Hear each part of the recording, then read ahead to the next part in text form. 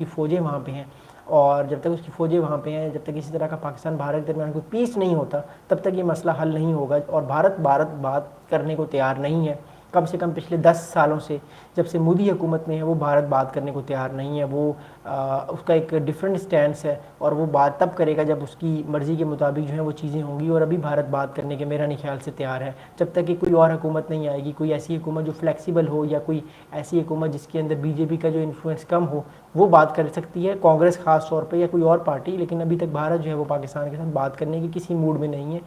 इस वजह से जो है वो भारत को बहुत ज़्यादा जो है वो आप कह सकते हैं कि एक तरह से वो रिलीजियस वहाँ पे एक्सट्रीमिज़म हमें नज़र आने लगा है, और एक तरह से जो उनकी लिबरल थिंकिंग है वो पीछे जा रही है। मेरा नहीं ख्याल कि अगले इलेक्शंस में बीजेपी ये इलेक्शंस अगले जीत पाएगी। अगले इलेक्शंस में कोई ना कोई और हुकूमत आएगी, गालिबन कांग्रेस आएगी किसी अलायंस के साथ, कोलिशन के साथ, लेकिन वो शायद अगली बार जो है वो बीजेपी को मौका ना मिले। लेकिन ऑब्वियसली अगर कोई हुकूमत 15 साल हुकूमत करती है किसी मुल्क पे, तो 15 साल हुकूमत करने का मतलब है वो एटलीस्ट 2 जनरेशन जो हैं, 2 नस्लों को वो उनके अंदर एक नई तरह की सोच वो लेकर आती है, एक एग्रेसिव सोच लेकर आती है, जिसको चेंज करने के लिए भी कम से कम 10 से 12 साल चाहिए। तो किसी भी सोच को पैदा करने में और उसको कम करने में या उसको बदलने में वक्त लगता है, चाहे वो सही डायरेक्शन पे हो या गलत डायरेक्शन पे हो, because it's a matter of time.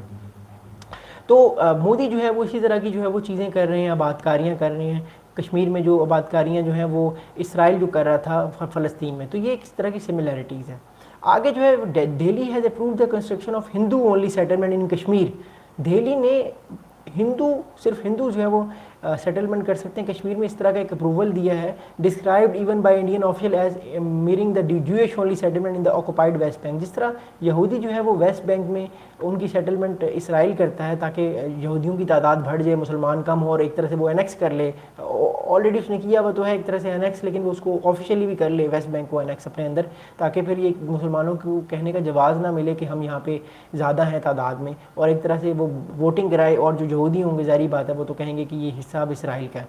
इसी तरह भारत भी ये चाह रहा है कि 20, 25, 30 साल तक उसकी हिंदुओं की आबादी इतनी ज़्यादा हो जाए कश्मीर में, जो कि अभी इतना मुमकिन नहीं है, वक्त लगता है, क्योंकि एक तरह से इस पूरी पॉपुलेशन की जो डायनामिक्स हैं, डेमोग्राफिक्स चेंज होने में वक्त लगेगा।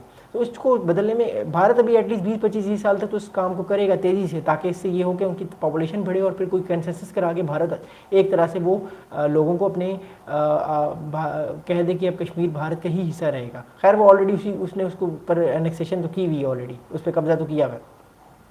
आगे दिल्ली हैड अप्रूव, अच्छा आगे है just as it was design to the Palestinian, यानी जिस तरह फ़लस्तीनी जो है वो रह रहे हैं, उसी तरह का एक कश्मीर में भारत मॉडल जो है वो लाना चाहता है। इसलिए जो मोदी हैं, प्राइम मिनिस्टर मोदी, वो इंस्पायर हैं बहुत ज़्यादा नेतन्याहू से, इसलिए वो नेतन्याहू के साथ बहुत ज़्यादा उनकी कुर्बत है, और दोनों एक दूसरे के साथ स्ट्रेटेजिक बातें जो है वो हाई लेवल पर करते हैं, और दोनों ममालिक एक दूसरे को जो है वो इस बारे में बड़ा सपोर्ट भी करते हैं। तो ये एक चीज़ है जो मेरे ख्याल से दोनों जो पार्टीज़ हैं, दोनों सोचें हैं वो मुतफिक हैं। एक तरफ आप कह सकते हैं हिंदुत्व की सोच, और एक तरफ ज़ायनिस्ट सोच।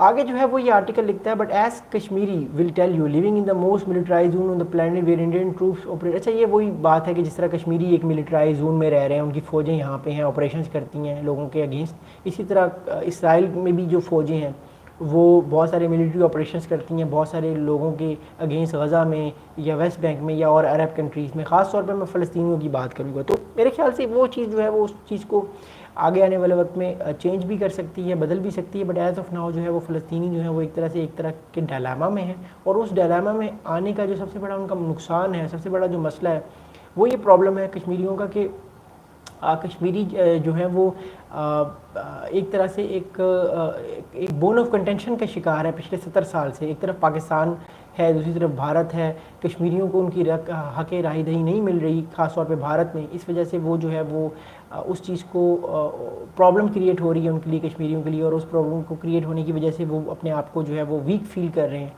और फिर वहाँ पे आप देखें फ्रीडम फाइटर्स आते हैं, जो है वो मुजाहिदीन फिर लड़ाई करते हैं भारतीय फ़ौज के अगेंस्ट, और फिर उस लड़ाई में फिर भारत पाकिस्तान पे इल्ज़ाम लगाता है, फिर पाकिस्तान पे हमला करता है। पिछले 10 साल से जब से मोदी गवर्नमेंट आई है, उनका जो डॉक्ट्राइन है, जो उनका स्टांस है पाकिस्तान के अगेंस्ट, वो बहुत ज़्यादा टफ हुआ है। और उस टफनेस स्टांस की वजह से पाकिस्तान जो है वो थोड़ा सा जो है वो फिर पाकिस्तान को भी रिएक्ट करना पड़ता है, और ये सब चीज़ें होती हैं। तो ये आर्टिकल बड़ा ज़बरदस्त आर्टिकल है, इस आर्टिकल को आप पढ़िएगा। ये मिडल ईस्ट जो है वो आप कह सकते हैं मिडल ईस्ट eastern.net पे अवेलेबल है ये वेबसाइट पे, तो इसको आप ज़रूर पढ़िएगा। इसके अलावा और भी बहुत सारे आर्टिकल है।